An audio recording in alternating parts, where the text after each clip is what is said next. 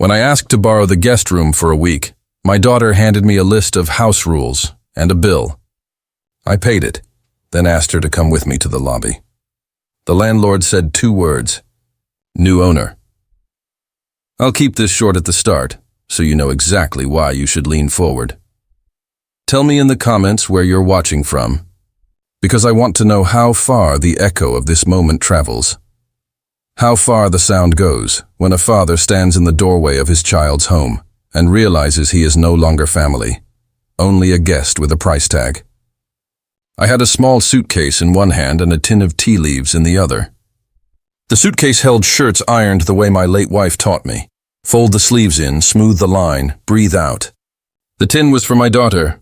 She loved this blend as a kid, when we'd sneak sips behind her mother's back and pretend it was a secret. I pressed the doorbell. The hallway smelled of lavender and fresh paint. My daughter opened the door, hair in a tidy knot, eyes as distant as the cool blue sky. "You made it," she said, all politeness and no warmth. Then she handed me a sheet of paper, 2 pages stapled together, and a small square of yellow cardstock with a total printed in neat black letters. "House rules," she said, and "your contribution." She didn't call it rent. She called it a contribution. The yellow card felt heavy in my hand. The first line read, "Noise curfew 8 p.m., no exceptions." The next, "Kitchen use limited to 30 minutes per day." Another, "Please keep the guest room tidy. No personal photos in shared spaces." At the bottom, "Payment due in advance for each week of stay, $200. I looked up. Her husband, Jason, leaned on the counter, swirling a glass of lime water, smiling like a man who had just won the smallest possible victory, but wanted everyone to clap anyway. I set the tin of tea on the kitchen island and asked, "Is this a joke?" My voice was steady. My heart was not. "It's only fair," she said, lifting one shoulder. Jason chimed in. "Nothing in life is free," he said, a line he must have read on a coffee mug. I inhaled and the air felt thin. I thought of all the nights I had stood in doorways before. Kindergarten recital, high school award ceremonies, the college dorm where I helped her carry a bookshelf up 3 flights of stairs. I had always been welcomed. I had always been needed. Now I was a line item. I did not argue. I did not plead. I did not ask for her to soften the edges of what she had said. I took out my wallet, counted out the bills, and placed them on the counter. I didn't slam them down. I set them the way you place flowers on a grave. Her eyes flickered with something: relief, satisfaction, and then it was gone, smoothed over by a thin smile that looked like a bandage over a small cut. "Thank you," she said. Jason straightened like a god who had been saluted. He reached to pocket the money, then thought better of it, and slid it into a tray marked mail. I looked at my daughter. I saw a woman who had learned to live by lists and invoices. I saw the child who used to slip her hand into mine and tug me to the swing set. I saw both at once, and that's a hard sight to bear. "Where's the guest room?" I asked. She pointed down the hall. I lifted my suitcase. My hand was steady, but inside me a colder thing settled into place, like a stone dropping into deep water. In the guest room, the bedspread was pale gray and smelled of detergent. A single framed print hung on the wall, a photograph of a lake in winter. The lake could have been any lake. The winter could have been any winter. I set my suitcase down and stood in the doorway, watching the dust motes float. I thought of my wife, of how she would have laughed at the list of rules. Not a cruel laugh, a soft, incredulous one. She had a way of laughing that could turn cruelty into a foolish rumor. "She's just stressed," my wife would have said. "She doesn't mean it." Then she would have made tea and set out biscuits and smoothed the moment into something we could live with. But my wife isn't here. She's not in this apartment, not in that tin of tea, not in any room except my memory. I opened the suitcase, placed my shirts in the drawer the way she taught me, and closed it with a gentle click. On the bedside table lay another copy of the house rules, as if I might forget. I read them again, and the words seemed to rearrange themselves into a sentence my wife once whispered when we signed papers at a notary's office years ago. "Promise me she will always have a home." Back then, we had sold the last small plot of land my father left me and poured it into a building down the street from where we lived. It wasn't much then. 2 stories, cracked steps, paint that peeled like sunburn. We were young and unafraid. We sanded banisters, scrubbed tile, planted jasmine along the entry path. We rented out the first-floor apartment. We lived upstairs. We made a home. When our daughter was born, her first word was light. She would point to the ceiling, morning sun slanting through the curtains, and say it again, light, like she knew a secret. We stayed in that building until she finished high school, then moved across town to be closer to my wife's clinic. We kept the building. It paid for college. It paid for hospital bills when the illness came like a storm that won't check the forecast first. In those last months, my wife would sit by the window and watch the jasmine sway in the evening breeze. "Make sure she always has a home," she said again. I kissed her hand and said I would. I did, and I would, and I do. That night, in the gray guest room with the winter lake on the wall, I slept lightly. I heard the clock tick, and the refrigerator hum, and the small size apartment buildings make when everyone inside is pretending to be asleep. In the morning, I woke before dawn and boiled water for tea. When my daughter came out, she glanced at the tin. "That old blend," she said. Jason came out yawning, followed by the smell of expensive cologne and confidence.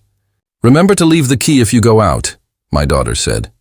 "And just a reminder, please don't invite anyone over without asking. It's one of the rules." She said it in that careful tone people use when speaking to someone who is fragile or unreasonable.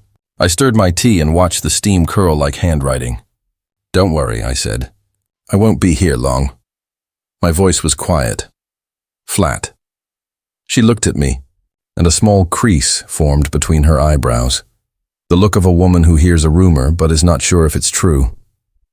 I stepped outside after breakfast and walked the neighborhood. The sky was pale, clouds spun thin like sugar. The bakery on the corner had a sign for fresh bread, and the smell of butter pulled passers-by in like a magnet. I bought a roll and sat on a bench in the little park across the street. It felt strange to be a visitor in my own city, a man with a suitcase and a 7-day limit. On the bench, I watched a father push his son on a swing. The boy laughed, a wild, pure sound, the kind that rises up and brushes the trees. I remembered my daughter at that age, small sneakers kicking, hair flying, shouting, "Higher!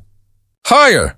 I remembered promising to keep her safe. I remembered teaching her to ride a bike in the parking lot of our building, my hand light on the back of the seat, letting go and pretending I still held on.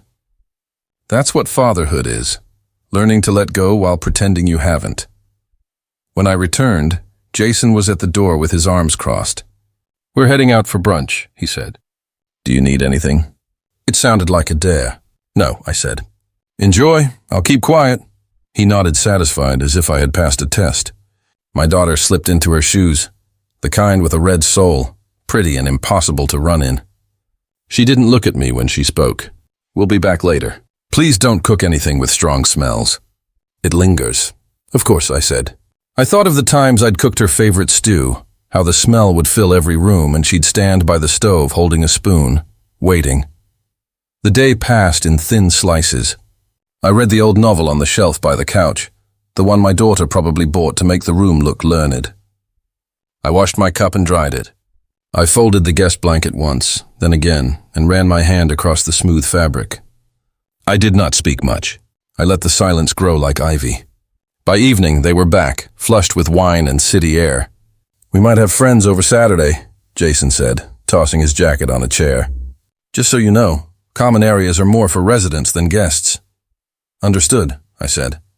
"I'll keep to my room." My daughter said nothing. She set her purse down and checked something on her phone that was more important than her father's face. That was the pattern of the next day, and the one after. Small requests that were not small. Quiet reminders that a home can be turned into a hotel if you make enough lists. I kept my calm like a stone underwater. I let them push and prod, let them show me who they had become, let them believe I had nowhere else to go. On the third day, I asked my daughter to walk with me to the lobby. She looked annoyed. The air was warm. The hallway smelled of floor polish. "What's going on?" she asked. "If it's about the rules, Dad, we can talk later." "It's not about the rules," I said. "Just come with me." Jason trailed behind us because he mistrusts silence and follows it like a dog. We passed the framed photos in the corridor, couples smiling, a ribbon cutting with the landlord, a Christmas tree lit up in fake snow. We reached the office.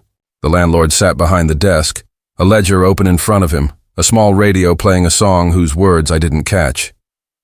He looked up, glanced at me, then at my daughter, then nodded. He knew why we were here. "Please," I said to the landlord, "tell my daughter what you told me earlier." The landlord smiled, a brief flicker.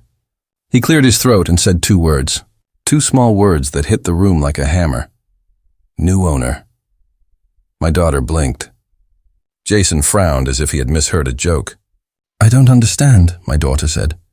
The landlord glanced at me again. I reached into my coat pocket and pulled out the papers I'd had notarized earlier that week. I set them on the desk. "I bought the building," I said softly. 2 days before I arrived. I finalized the transfer yesterday. The ink's barely dry." Jason laughed, but his laugh had no bones. "You're kidding." "No," I said. "He's not," the landlord added, tapping the ledger. "All the paperwork's here. Title transferred. Effective immediately." Jason's face lost its color the way chalk dust fades in rain. My daughter stared at the documents as if they were written in a language she used to know and had forgotten. She touched the corner of the top page with her fingertip like a child checking if a flame will burn. "Why?" she asked, and her voice was small. "This is where I did not gloat. This is where I did not raise my voice or make a speech too full of myself to fit through the door. I kept it simple. Your mother and I built a life inside walls like these," I said. "We kept this city's roofs over our heads. We promised each other that you would always have a home. When I asked to borrow the guest room, you gave me rules and a bill. So I paid because you asked. And then I bought the building because your mother asked." Jason tried to cut in. "So what are you saying?" "I'm saying," I replied, "that if you wish to stay here, you'll need to follow the rules." I let the words sit. I let them belong to the air. "Rules?" my daughter repeated. "What rules?" "Fair ones," I said. "A lease with reasonable terms. Respect that runs both ways. No charging family rent for a week's bed unless you're willing to pay rent to family for your own." The landlord coughed to cover a smile. Jason looked at the floor, and I could see the math in his head breaking apart like wet bread. We stood there for a long minute, the radio whispering a soft tune, the fluorescent light buzzing faintly, the hall echoing the distant sound of someone laughing on the 3rd floor. "Dad," my daughter said quietly, "you didn't have to."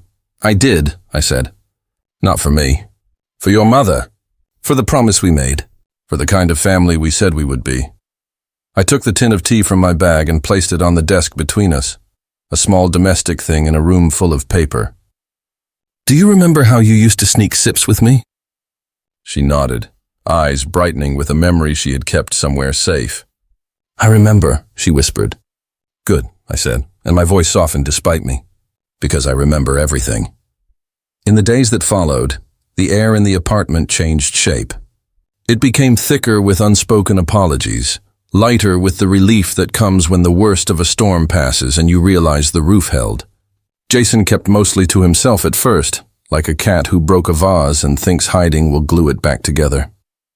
My daughter tried to be breezy, offering to make dinner one night, asking if I needed extra blankets the next. I answered each kindness with kindness. I did not press. I did not hurry forgiveness, as if it were bread in an oven. I let it rise at its own pace. But I also did not forget. On the 5th day, I asked her to sit with me at the kitchen table. No lights. Just the soft glow of late afternoon and the sounds of the city outside. A bus brake sighing. A bicycle bell, a child calling someone's name. "I should say I'm sorry," she said, beating me to the first line. "I should have started with love, not rules. I don't know why I did it. Maybe I've been so busy being an adult I forgot how to be your daughter." I listened. Her voice cracked. She stared at her hands. "When your mother got sick, I was scared all the time," she said. "I'm still scared, Dad. I make lists because I need to believe I can control something. And then you showed up, and instead of hugging you, I gave you a bill. I'm ashamed." I took a breath. The tea kettle began to murmur on the stove. "Fear makes accountants out of artists," I said softly. "But I didn't come here for an apology. I came to keep a promise." She nodded, tears dark in her lashes. "I remember Mom's promise," she said. "I remember the jasmine and the evenings on the porch." She laughed like a person who had been holding her breath for a year. "I remember the stew," she added. You'd cook it forever and the whole place would smell like home. It still does, I said. If you let it, we rewrote the rules. Not on paper. With our hands. We cooked together that night. The stew took its time becoming itself. The apartment filled with a scent that could make a stranger homesick. Jason came in from the balcony, sniffed and said, "That smells good." He sounded surprised, as if goodness were new to him. "Set the table," my daughter told him. He did so with a boyish seriousness that almost made me smile. We ate slowly, the way you learn to when you realize there's enough. We spoke about small things first, the neighbor who sings, the plant that refuses to die, the way the hallway light flickers on and off like Morse code. We moved later to big things, carefully, like carrying a basin full of water and trying not to spill. "I was wrong," my daughter said again when we were done. "I was wrong and you were kind." "I was careful," I corrected her. "Kindness is sugar. Care is bread." She let the words sit. She swallowed them whole. The building, my building now, needed work. I walked the halls and made notes, not like a man collecting reasons to complain, but like a father making a grocery list. The staircase creaked on the second landing. The handrail was loose. I asked the super to call his brother with the tools. We fixed it that afternoon. The courtyard jasmine was wild, unpruned. I trimmed it slowly and said my wife's name under my breath with each careful snip. Inside things changed too. I replaced the Winter Lake photograph in the guest room with a framed picture of our old porch. Sunlight, a chipped blue mug, a book with a leaf tucked inside for a bookmark. My daughter watched me do it and did not object. "It makes the room warmer," she said. "It makes the room ours," I replied. She nodded like a student learning a language they once spoke as a child.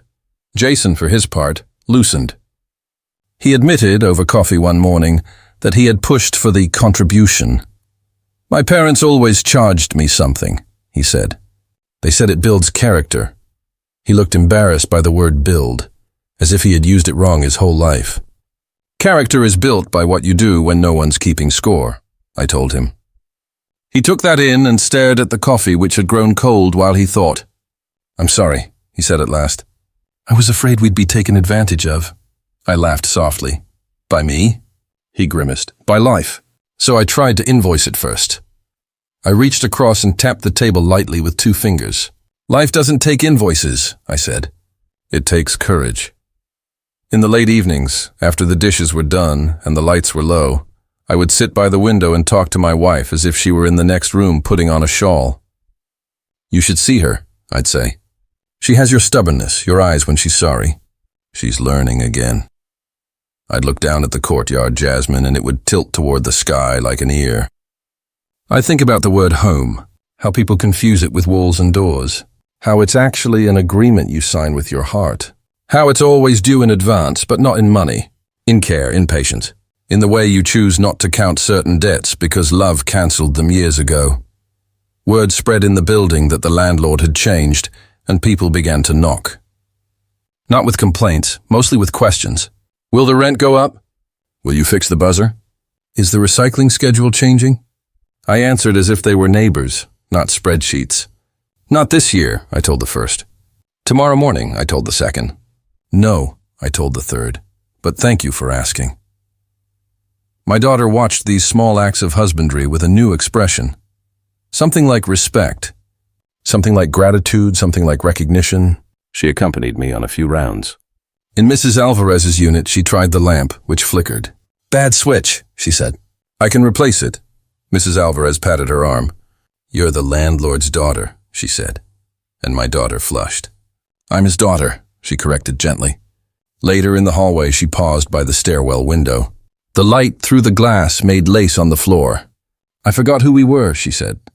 For a while, I forgot. "We all do," I answered. "What matters is remembering in time." On the 7th day, the last day I had planned to stay, I made breakfast. Eggs, toast, tea. I set 2 places and waited.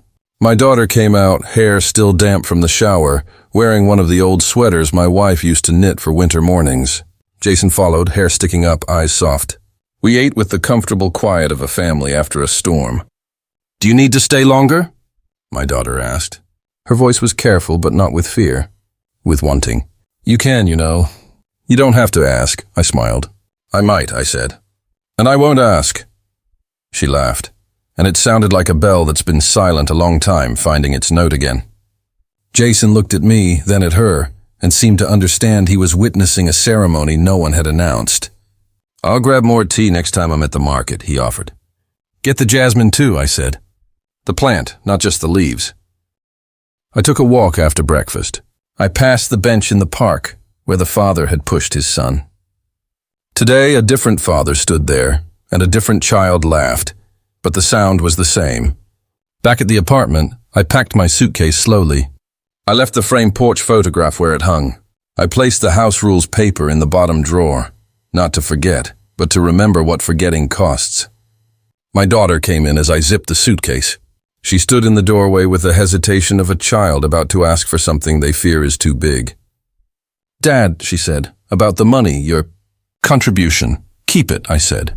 Buy a rug for the hallway, something warm. People should feel welcome the second their shoes touch the floor, she nodded. Tears started without warning and she let them fall.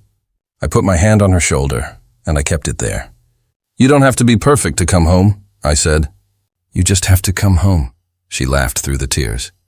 That's not fair, she said. You make everything sound simple.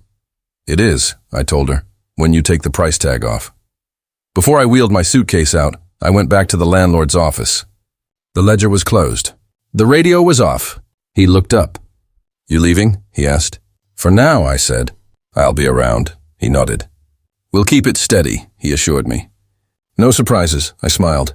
Some surprises are good, I said, and he grinned like a man who had witnessed one and planned to tell the story at dinner. I took the elevator to the lobby. The door slid open with a quiet sigh. My daughter stood there already, as if she had run down the stairs and timed it to my arrival. We stood in the lobby's quiet, two people remembering and choosing. Thank you, she said, for not yelling, for doing it the way you did. There are loud victories and there are quiet ones, I said. Quiet ones last longer. She reached for my hand the way she had when she was a child. We walked to the door, the tin of tea in her other hand like a promise renewed. The door swung open. The city air smelled of rain about to begin. Come by tonight, she said. We'll make stew. I will, I answered. Text me what to bring. Just you, she said. Just you. Outside, the sky had pulled a pale gray sheet across its face, the first drops tapping the pavement with a drummer's patience. I looked up and thought of my wife again, of the way she would stand with her palm out to catch the rain, laughing like she'd been told a secret by the clouds. I imagined telling her about the lobby, about the two words, about the way our daughter's voice had changed shape in a week. New owner, I'd say to my wife, and she would raise an eyebrow. Of the building? She'd ask, and I'd tell her yes, but that's not the point. The point is, the other ownership, the one you claim when you decide who you will be in the face of small meannesses. The point is that a father can buy a building with paper and ink, but he can only buy his daughter's trust with patience and care, and the refusal to be cruel in return. The point is that a promise made at a notary's office in the year we were young is still legal in the courts of the heart. I didn't move far. I took a place in a small apartment 2 blocks away, a unit on the top floor with a window that faces the courtyard jasmine. From there, I can see the hallway light flicker and steady, as if practicing its resolve. I spend mornings walking the building like a gardener. I talk to people. I fix what I can fix. I listen. I learn the names of the kids who ride scooters in the alleys. I learn that Mr. Wang on the 2nd floor keeps birds that sing at exactly 6 in the evening, and that the woman in 4B always burns her toast, but calls it blackened bread, as if it's a delicacy.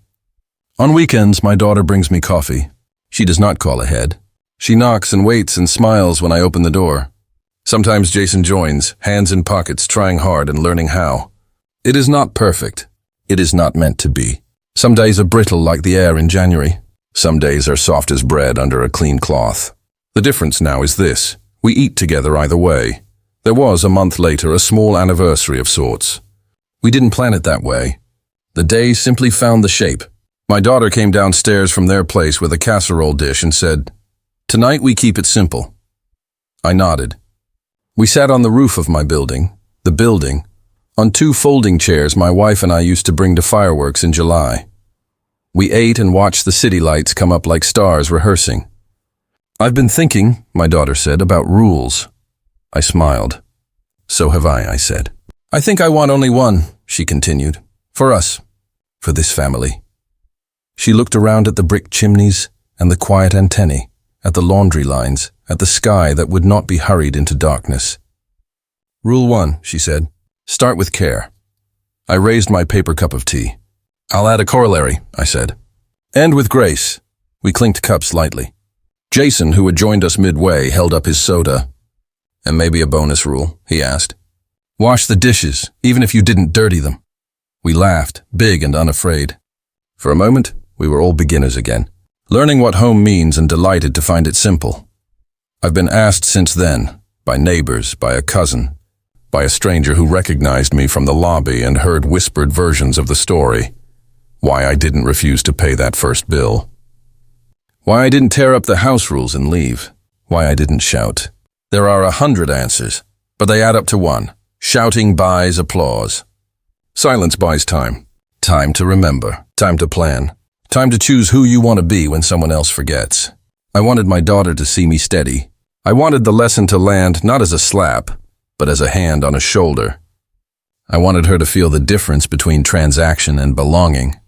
So I paid in cash, and then I paid in patience, and then I paid in a deed with my name on it, and then I paid in stew, and then I paid in staying. We are settled now. Not finished. Never finished. But settled the way a house settles after the last nail is hammered and the first dinner is cooked. The way new wood creaks with the effort of becoming a home. Sometimes I pass the framed photograph of the porch and I swear I smell jasmine even when the windows are closed. Sometimes I hear a laugh in the hallway and it feels like the past stopping by to check on us. Sometimes late at night I read the house rules again, the old ones, and smile at how small and scared those words were.